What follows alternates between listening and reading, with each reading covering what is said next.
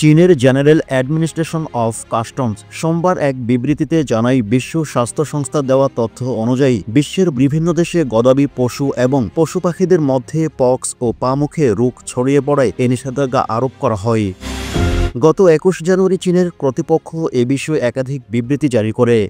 চীনের নতুন নিষেধাজ্ঞা বিশ্বের বৃহত্তর মাংস আমদানিকারক দেশ হিসেবে চীনের বাজারে আফ্রিকা, এশিয়া ও ইউরোপের বিভিন্ন দেশে পশু ও পশু পণ্যের আমদানিতে ব্যাপক প্রভাব ফেলবে।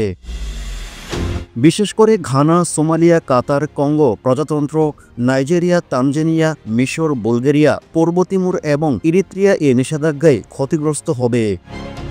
তবে চীনা কর্তৃপক্ষ আরও জানায়, ফিলিস্তিন, পাকিস্তান, আফগানিস্তান, নেপাল এবং বাংলাদেশ থেকেও ভেড়া, ছাগল এবং অন্যান্য পশু ও পশুপণ্য আমদানি নিষিদ্ধ করা হয়। এছাড়া পা ও মুখের রোগের প্রাদুর্ভাবের কারণে জার্মান থেকে শূকর ও শূকরের পণ্য আমদানি নিষিদ্ধ করা হয়। এ নিষেধাজ্ঞার ফলে সংশ্লিষ্ট দেশের মাংস ও পশুপণ্য আমদানিকারকরা নতুন বাজার খুঁজতে বাধ্য হবে এবং চীনের রপ্তানি ক্ষেত্রে তাদের আর্থিক ক্ষতি হতে পারে।